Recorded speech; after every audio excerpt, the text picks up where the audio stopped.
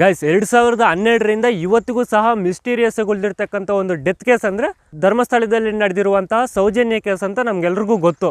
ಆದರೆ ನಾವು ಸೌಜನ್ಯ ಈ ರೀತಿ ಆಗೋದಕ್ಕೆ ಯಾರು ಕಾರಣ ಅನ್ನೋದನ್ನು ಗೆಸ್ ಮಾಡ್ತಾ ಇದ್ದೀವಿ ಹೊರತು ಸರಿಯಾದ ಎವಿಡೆನ್ಸ್ ಇವತ್ತಿಗೂ ಸಿಕ್ಕಿಲ್ಲ. ಬಟ್ ಇವತ್ತು ಒಬ್ಬ ವ್ಯಕ್ತಿ ಸೌಜನ್ಯಳ ರೀತಿಯೇ ಧರ್ಮಸ್ಥಳದಲ್ಲಿ ಸಾಕಷ್ಟು ಇನ್ನೂ ಡೆತ್ಗಳಾಗಿದ್ದಾವೆ ಅನ್ನೋದ್ರ ಬಗ್ಗೆ ಹೇಳೋದಕ್ಕೆ ಒಬ್ಬ ವ್ಯಕ್ತಿ ಇವತ್ತು ಮುಂದೆ ಬಂದಿದ್ದಾನೆ. ಈ ವ್ಯಕ್ತಿ ಇಷ್ಟು ದಿನ ಎಲ್ಲಿದ್ದೇನೋ ಗೊತ್ತಿಲ್ಲ. ಆದರೆ ಈ ವ್ಯಕ್ತಿ ಮೊದಲು ಧರ್ಮಸ್ಥಳದಲ್ಲಿ ಹತ್ಯೆ ಆಗ್ತಾ ಇರುವಂತಹ ಹೆಣಗಳನ್ನು ಕೆಲವೊಬ್ಬರ ಒಂದು ಹೇಳಿಕೆಯಂತೆ ಊತಾಕ್ತಾ ಇದ್ದಂತೆ ಮಣ್ಣಳ್ಳಿ.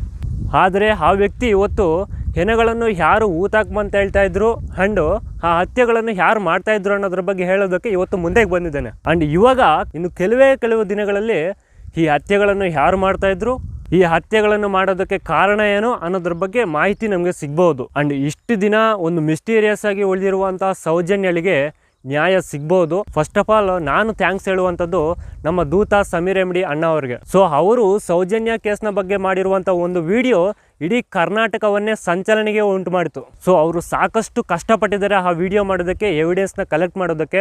ಅಣ್ಣ ನಿಮಗೆ ನಿಜವಾಗ್ಲೂ ನ್ಯಾಯ ಸಿಗ್ತದೆ. ನೀವು ಅಷ್ಟು ಕಷ್ಟಪಟ್ಟು ವಿಡಿಯೋ ಮಾಡಿದ್ದಕ್ಕೆ ಇವತ್ತು ನ್ಯಾಯದ ರೂಪದಲ್ಲಿ ನಿಮಗೆ ಪ್ರತಿಫಲ ಸಿಗ್ತದೆ.